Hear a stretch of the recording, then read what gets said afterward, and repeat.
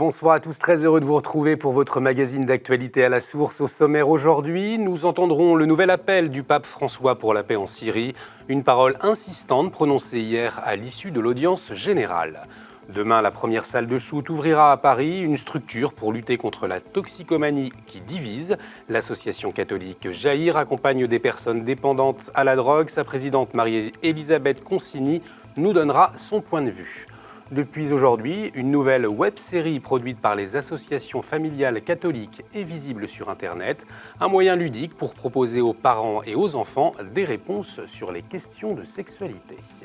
Les évêques de France s'adressent aux habitants à l'aube d'une année électorale importante. Ce matin, ils ont publié une lettre avec pour titre « Dans un monde qui change, retrouver le sens du politique », un engagement de l'épiscopat français que nous allons décrypter avec nos invités. Aujourd'hui, Yvonne Bus, rédactrice en chef à Pèlerin, bonsoir. Bonsoir. Et avec vous, l'éditorialiste de France Catholique, Gérard Leclerc. Bonsoir Gérard. Bonsoir. Je vous dis à tout à l'heure. Et c'est avec Monseigneur Georges Pontier, le président de la Conférence des évêques de France, que nous commençons ce journal après la publication de la lettre. Le document propose un constat et une analyse sur l'état de notre société. Il suggère aussi des réflexions pour redonner du sens à notre société. Pour Monseigneur Pontier, il ne s'agit pas de prendre parti, mais de réfléchir à la place que chacun peut avoir. Actuellement, il y a débat dans notre société puisqu'il y a des élections. Mais nous voulons nous situer plus dans la durée, plus dans la profondeur, plus dans l'analyse de ce qui se passe dans notre société, contribuer à mieux comprendre le mal-être qu'il peut y avoir dans notre société aujourd'hui et contribuer à encourager à l'élaboration de solutions qui nous paraissent être dans la lignée de bâtir ce qu'on appelle dans le texte un nouveau contrat social aujourd'hui, dans cette période qui est la nôtre, avec les difficultés économiques, les difficultés politiques, les difficultés culturelles ou interculturelles, interreligieuses. Ces peurs que nous avons, il faut qu'on soit capable de se les dire. Alors, si on peut évoquer entre catholiques, au moins se les dire entre catholiques, avec des gens qui vont avoir plus de peur que d'autres, qui n'auront pas les mêmes peurs les uns que les autres. Ça, c'est un premier point. Le deuxième point, ayez la capacité, après avoir partagé ces peurs, de vous référer d'une part aux appels qui sont contenus dans l'Évangile et aux appels qui sont contenus dans l'enseignement social de l'Église. Et là, cherchez un petit peu les lumières pour bâtir vos choix dans cette société d'aujourd'hui. Essayez d'avoir une pensée plus libre que celle qui nous est imposée souvent par le quotidien qu'on lit tous les jours, par les médias qu'on écoute tous les jours. Et voilà, on est formaté également. Mais laissons-nous formater aussi par l'Évangile, par l'enseignement social de l'Église et par cet échange en communauté. L'instance de dialogue entre l'Église catholique et le gouvernement s'est réunie mardi à l'hôtel Matignon sous la présidence du Premier ministre Manuel Valls. Monseigneur Pontier, Monseigneur Ventura, nonce apostolique à Paris, le cardinal André XXIII, archevêque de Paris, ont notamment participé à cette réunion avec le ministre de l'Intérieur Bernard Cazeneuve. Il a longuement été question des migrants de la jungle de Calais. Les responsables catholiques ont insisté sur la dimension humanitaire. Sur les migrants, le pape François a appelé aujourd'hui dans un message vidéo à traiter cette question à la racine, c'est-à-dire d'affronter dans les pays d'origine les causes qui provoquent les migrations. Et hier, il a lancé un nouvel appel pour la paix en Syrie. Mardi, au moins 25 civils auraient péri lors de raids menés par les forces russes. Dans le sud de la Syrie, une attaque rebelle contre une école primaire a tué 5 enfants. Les échanges diplomatiques tendus entre les forces internationales bloquent le processus de cessez-le-feu. Il y a 2 semaines, le pape avait déjà insisté sur l'absolue nécessité de protéger les populations civiles, premières victimes. Hier, à la fin de l'audience générale, le Saint-Père a une nouvelle fois interpellé avec insistance les responsables internationaux.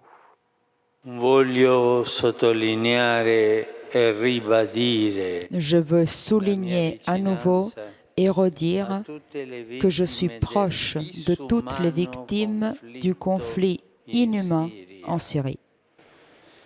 C'est avec urgence que je renouvelle mon appel, en implorant avec toutes mes forces les responsables pour qu'ils arrivent à un cessez-le-feu immédiat. qu'il soit imposé et respecté au moins le temps nécessaire pour permettre l'évacuation des civils, en particulier les enfants qui sont encore coincés sous ces bombardements sanglants. Sa béatitude, Louis-Raphaël Sacco appelle les Irakiens à résister, je cite, aux pressions nocives pour l'unité sociale. La ville de Mossoul est sur le point d'être libérée de l'État islamique. Dans cette perspective, Monseigneur Sacco a mis en garde hier contre les divisions entre les forces anti-djihadistes à l'issue de la bataille. Dans un communiqué publié hier, le chef de la communauté chaldéenne a appelé les leaders politiques à prendre leurs responsabilités historiques, morales et nationales. À Haïti, les ONG se mobilisent. Les dégâts provoqués par l'ouragan Matthew sont considérables. Près d'1,5 million de personnes ont besoin d'une assistance d'urgence. Il y a aussi la menace du choléra. Dès mardi, Caritas est venu en aide aux familles en distribuant des colis alimentaires, de l'eau et des produits d'hygiène. Il faut maintenant aider à la reconstruction et accompagner les habitants des zones sinistrées, comme nous le dit sur place Martine Edgens, chef de projet pour Caritas Belgique. L'aide internationale commence à se développer, sauf que sur les routes, les gens commencent à être frustrés que l'aide ne peut pas toucher tout le monde. Donc, les gens voient passer les convois et il y a des convois qui se sont fait attaquer. Parce que les gens, ils sont dans le besoin, ils voient passer les convois et ça s'arrête pas chez eux, quoi. Donc, oui, ça se passe. Le choléra aussi se développe. Nous, on concrétise l'intervention qu'on va faire dans le sud. Pour la grandance, on veut d'abord voir sur place les communautés qu'on avait déjà aidées dans notre programme régulier.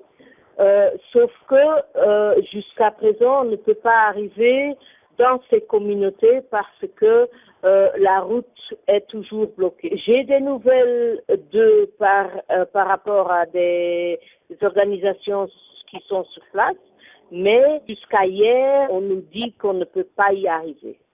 Au Pakistan, les juges de la Cour suprême ont ajourné le procès d'Asia Bibi. Je vous le rappelle, cette mère de famille chrétienne avait été condamnée à mort pour blasphème une première fois en 2009.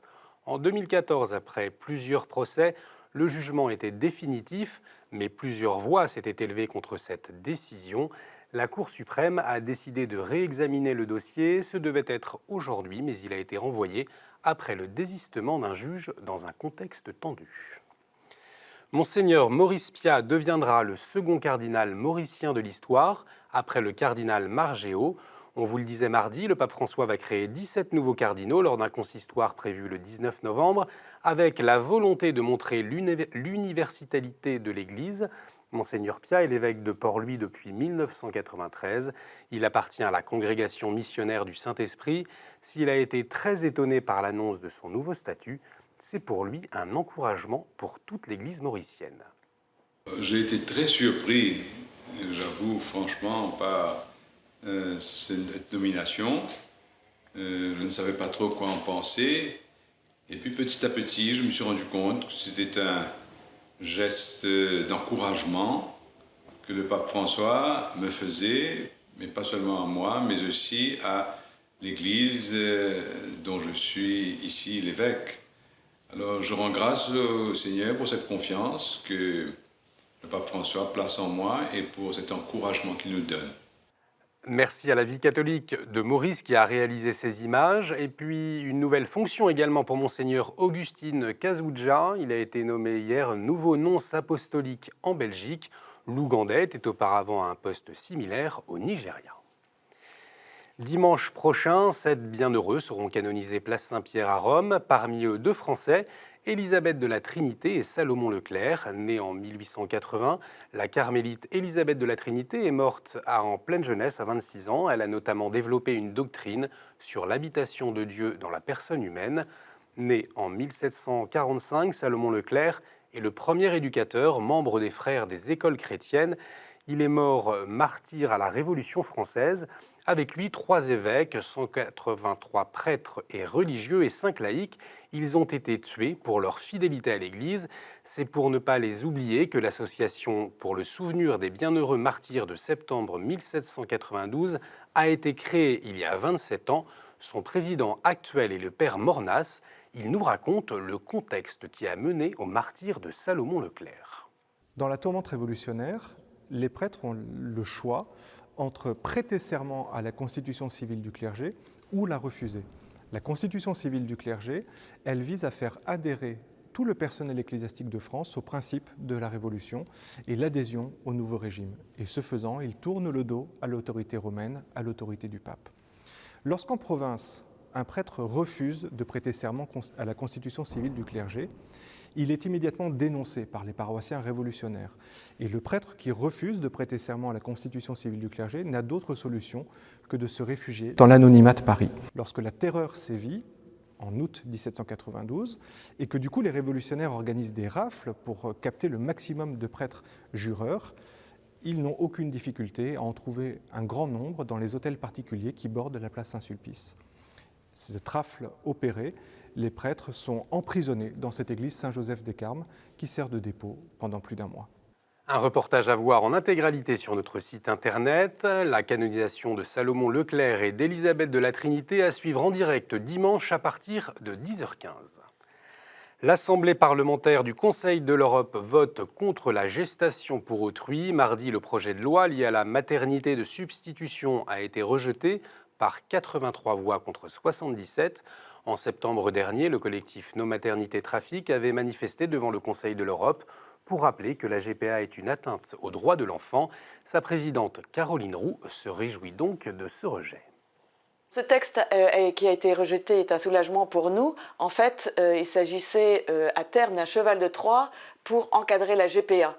Sans condamner la pratique de la GPA. Et là, il y a eu des montées au créneau, je pourrais dire, de plusieurs acteurs, des mobilisations citoyennes de différents groupes, ce qui est plus rare au niveau du Conseil de l'Europe, dont No Maternité Trafic, et qui ont fait que ces textes qui, normalement, sont passés sous silence au niveau des médias, eh bien, sont devenus vraiment importants. Nous restons mobilisés, notamment avec une instance qui s'appelle la Conférence de La Haye de droit international et qui est en train de réfléchir à toutes les questions de filiation autour de la procréation artificielle, justement pour que cette réflexion s'accompagne d'une condamnation de cette pratique.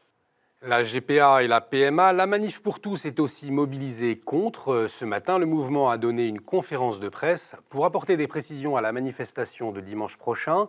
Une manifestation qui entend contrer les nouvelles offensives du gouvernement contre la famille et la société. La marche partira de la place Dauphine à Paris à 13h pour rejoindre la place du Trocadéro.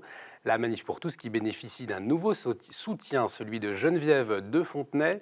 L'ex-patronne des Miss France estime que dans le monde entier, dans toutes les religions, le mariage, c'est l'union d'un homme et d'une femme pour transmettre la vie.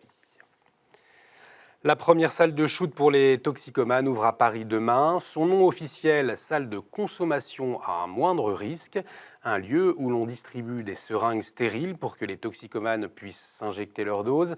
Il est aussi présenté comme un lieu d'accueil.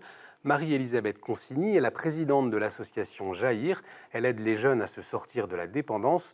Pour elle, une seule solution, s'éloigner du produit et donner de l'espérance aux toxicomanes. Un sentiment de tristesse parce qu'en fait on offre aux jeunes la possibilité de se droguer proprement, mais on ne leur offre pas d'espérance, on ne leur offre pas une vraie solution pour trouver une vraie liberté et sortir de leur souffrance. Il y a d'excellentes communautés thérapeutiques en France, comme la communauté du Cénacle, la communauté Saint-Jean-Espérance et d'autres, qui proposent un chemin de vie, un chemin de libération, un chemin de reconstruction, et elles existent depuis une trentaine d'années et qui ont des résultats magnifiques. Depuis 30 ans, des milliers de jeunes se sont sortis de la drogue et de l'héroïne aussi grâce à ces communautés. Donc cet argent qui est mis dans ces salles de shoot, est-ce que ça n'aurait pas été mieux de mettre cet argent dans l'aide à ces communautés thérapeutiques, peut-être un soutien financier, et aussi un soutien financier pour faire connaître ces communautés thérapeutiques qui ont des résultats et qui ont des résultats positifs. Et si vous êtes confronté aux problèmes de toxicomanie, vous pouvez consulter les sites de l'association Jaïr Saint-Jean d'Espérance ou celui de la Luciole que vous retrouverez à la fin de notre générique. Depuis aujourd'hui, une nouvelle web-série est diffusée sur le site des associations familiales catholiques en partenariat avec Leclerc et Kinstar. 7 épisodes destinés aux parents et aux adolescents de 12 à 15 ans. La série Hugo et Lucie aborde la question de la vie éducative et sexuelle.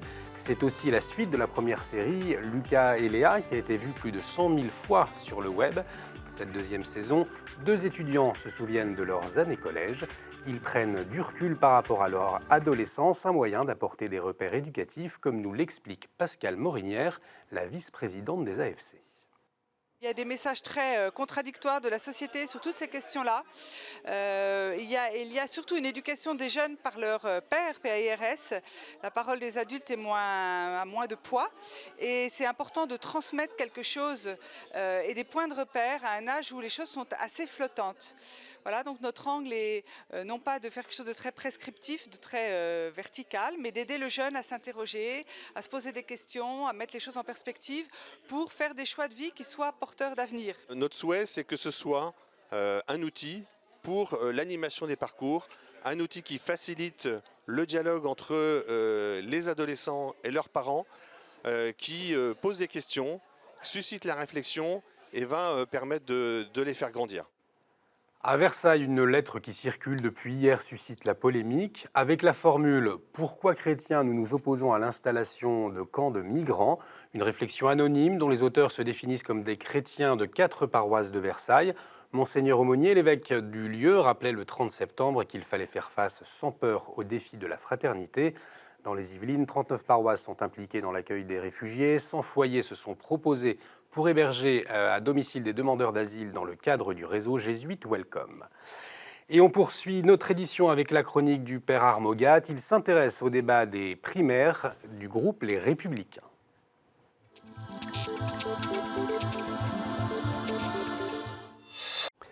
Les limitations de la liberté d'expression rendent de plus en plus difficile de pouvoir faire une chronique. En effet, on ne peut désormais plus parler d'un certain nombre de catégories, des policiers, des gendarmes, des homosexuels, des militaires, des magistrats, des ministres, des footballeurs, des Marseillais, sans s'exposer, si on en dit du mal, à être inculpé. Il reste cependant une catégorie dont on peut parler, ce sont les personnes politiques qui sont candidates aux primaires des élections présidentielles, car ils disent tellement de mal entre eux qu'on peut peut-être en parler. Rassurez-vous, je ne vais pas faire de politique, mais je ferai 2 remarques. La première, c'est que les tombereaux d'insultes, les avanies que chacun subit de la part de son propre parti vont le marquer, le handicaper. Et ses adversaires aux élections présidentielles ne manqueront pas de tirer argument de ces attaques, qui sont d'autant plus vraisemblables qu'elles proviennent de son propre camp. En deuxième lieu, nous sommes submergés par la presse écrite et audiovisuelle de reportages, de temps d'antenne, de pages entières sur ces primaires présidentielles.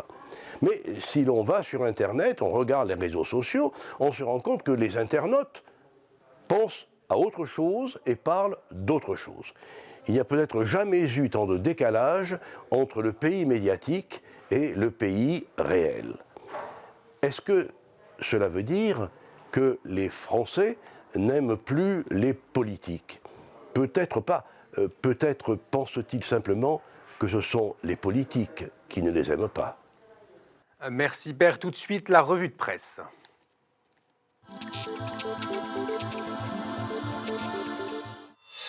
Et on commence avec France catholique et cette semaine, c'est la Manif pour tous qui a retenu votre attention dans votre éditorial, Gérard Leclerc.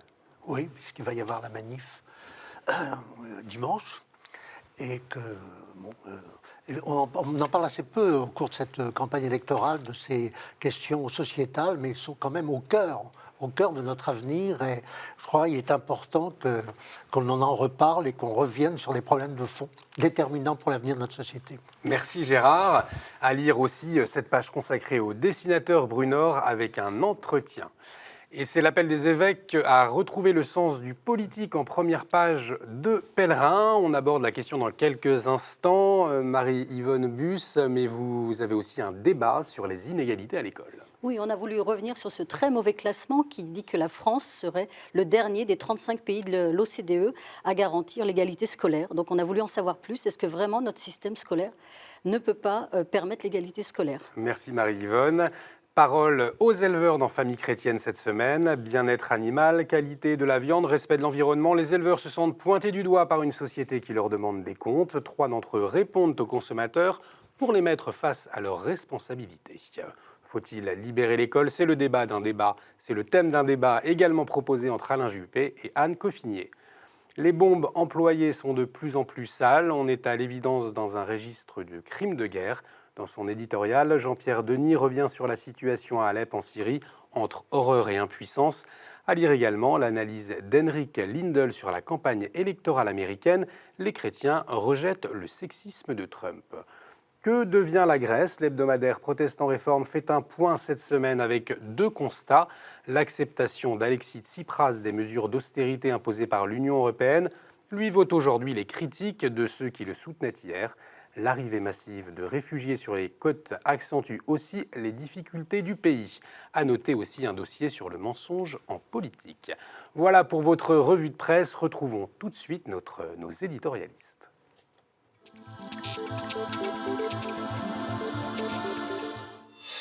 Le Conseil permanent de la Conférence des évêques de France a donc publié ce jour une lettre aux habitants de France intitulée « Dans un monde qui change, retrouver le sens du politique ». Il n'est pas seulement lié aux élections de l'an prochain, mais s'inscrit dans une réflexion plus large sur le sens à donner à l'engagement politique. On parle d'une lettre, mais c'est en réalité sous la forme d'un livre coédité par Bayard, les éditions du Cerf et MAM. Gérard Leclerc de France catholique, Marie-Yvonne Bus de Pèlerin, une première question assez simple. Quel a été votre sentiment après la lecture de cette lettre? Marie-Yvonne. Alors moi, je retiens 3 choses. D'abord, la vigueur du propos. Les évêques parlent de tristesse dans le pays, de crise de confiance vis-à-vis des politiques, voire même de paroles politiques perverties. Donc on sent chez eux une véritable alarme et une urgence à parler. Ça, c'est assez net et ça tranche peut-être un peu avec d'autres textes, puisqu'il y a eu de nombreux textes publiés depuis les années 70. Cette urgence à parler, Gérard Leclerc, vous avez eu ce sentiment aussi? Oui, et la volonté, enfin, pour prendre un thème un peu banal, d'élever le débat. C'est vrai qu'en ce moment, on est un peu saturé sur le terrain politique, mais ce texte-là, il est un peu au-dessus. Il invite à réfléchir, non pas pour créer des consensus qui seraient tout à fait artificiels, mais au moins pour indiquer un champ où se posent les bonnes questions. Et en ce sens-là, ce texte m'a intéressé, d'autant plus, je dirais, il est bien écrit. On sent qu'il y a une unité d'auteur et il y a une pensée qui s'exprime très, très articulée, très, très cohérente. Et c'est un texte qui se lit agréablement et qui a le mérite de faire réfléchir ce que c'est le politique. Ce qu'est le politique aujourd'hui, il y a une distinction qui est faite entre le politique, et l'ordre des finalités, et la politique et l'ordre des moyens. Et les évêques veulent nous faire réfléchir sur le politique. Ce que c'est que le sens du politique. Est-ce qu'il y a des thèmes qui vous ont plus particulièrement marqué, des phrases qui vous ont marqué dans cette lettre, Marie-Yvonne? Dans les thèmes importants, il me semble qu'il y a la question de l'identité sur laquelle il y a une réflexion élaborée, actualisée, et de ce contrat social qui se délite, de ces Français qui ont du mal à se retrouver sur des valeurs communes et dont l'identité est bousculée. Et les évêques se demandent et proposent des pistes pour parvenir à articuler une identité qui doit être ouverte aujourd'hui à ce qu'est la France multiculturelle, mais une identité qui est quand même ancrée dans son héritage chrétien. Gérard. Il y a une formule que j'ai trouvée particulièrement heureuse à ce propos, en disant l'identité, c'est pas une armure, c'est une construction intérieure. C'est pas le terme exact, mais ça revient à cela. Alors oui, la citation exacte, c'était que plus que d'armure, c'est de charpente que nos contemporains ont besoin pour vivre dans le monde d'aujourd'hui. Je trouve que c'est très heureux comme expression. Parce qu'effectivement, l'armure, c'est purement défensif, tandis que cette construction intérieure, évidemment, elle demande de prendre de la distance, de réfléchir en soi-même aux vraies questions, aux grandes questions. Alors, ceci dit, c'est peut-être le reproche qu'on peut faire à ce texte, mais c'est la loi du genre, c'est qu'on survole des grandes questions, évidemment, on ne peut pas les traiter à fond. Et ne serait-ce que cette question de l'identité, elle mériterait, je dirais, un volume de la même espèce, quoi. Parce que cette formule, elle est extrêmement intéressante, mais il faudrait la rendre encore plus parlante et plus vivante. Alors, mardi, lors de la messe annuelle des responsables parlementaires et des politiques, le cardinal André XXIII a appelé au courage de la vérité, à la fois pour les politiques et les électeurs. Il a entre autres dénoncé le jeu médiatique qui réduit le débat politique à un combat de chefs. Il s'est aussi inquiété du soupçon permanent des électeurs envers les politiques. Bref, on voit bien que c'est une parole directe. Est-ce qu'il est souhaitable d'entendre les évêques plus souvent sur le domaine politique, comme on peut le voir avec cette lettre, avec cette homélie du cardinal XXIII? Alors, vous disiez, Gérard Leclerc, que c'est la loi du genre. Et de fait, les évêques ont des mots sévères sur cette diffusion de l'invective dans le débat public. Et du coup, ils ne peuvent pas, par définition, eux-mêmes employer des petites phrases ou un type de langage qui ferait qu'ils seraient davantage entendus. Donc, ils sont un petit peu pris dans ce paradoxe qui est que leurs paroles restent posées, mesurées, adressées à tous d'ailleurs, puisque cette lettre s'adresse à tous les habitants du pays. Ça n'est pas une lettre pour les catholiques de France. Donc, du coup, on peut effectivement, comme vous le disiez, trouver le texte pas forcément saillant ou facile à résumer. Mais ça fait partie aussi du statut. Néanmoins, est-ce que vous trouvez que les évêques, cette fois-ci, s'expriment un peu plus clairement, un peu plus directement, ou au fond, on est toujours dans la lignée de la parole de l'Église, Gérard? Non, je crois ce texte échappe à on appelle ça, à la langue de bois et à la langue de buis, à mon sens. Et c'est son grand mérite. Donc c'est important qu'on essaye de réfléchir en disant on s'abstrait des bagarres actuelles et puis on essaye de réfléchir au fond des choses. Ça c'est tout à fait intéressant, mais c'est des choses qu'on ne peut pas renouveler tous les jours, quoi. Il est bon qu'au cours de cette campagne électorale, il y ait une sorte d'avertissement, une sorte d'invitation à prendre les choses par le fond, mais ce n'est pas des choses qu'on peut renouveler tous les jours. Une dernière question, il nous reste très très peu de temps. Est-ce que vous avez le sentiment que le dialogue s'est resserré entre les responsables de l'Église catholique et les politiques? Alors ça serait aux politiques d'y répondre. D'ailleurs, il y a une invitation que ce texte soit lu et débattu entre élus. Le dialogue, c'est à voir dans les semaines qui viennent. Je pense que ça n'est pas un hasard si ce texte sort maintenant, et pour que les élus s'en emparent prochainement. Oui, il est très serein, ce texte est très serein, donc il invite à la discussion. Il aurait pu être plus incisif. Si le pape avait rédigé ce texte, il aurait été beaucoup plus incisif, notamment sur le terrain économique. Alors là, c'est une carence, à mon sens, de ce texte. Ce que le pape dit de l'économie et des problèmes aujourd'hui de l'économie spéculative, etc., les évêques n'en disent pas un mot. Eh bien, justement, ça pourrait être effectivement le thème de l'un de nos prochains débats. Marie-Yvonne, merci beaucoup d'avoir accepté notre invitation. Merci Gérard pour votre éclairage. Merci à vous de nous avoir suivis. Cette émission est à revoir sur le site internet www.ktotv.com. À la semaine prochaine. Excellente soirée sur KTO.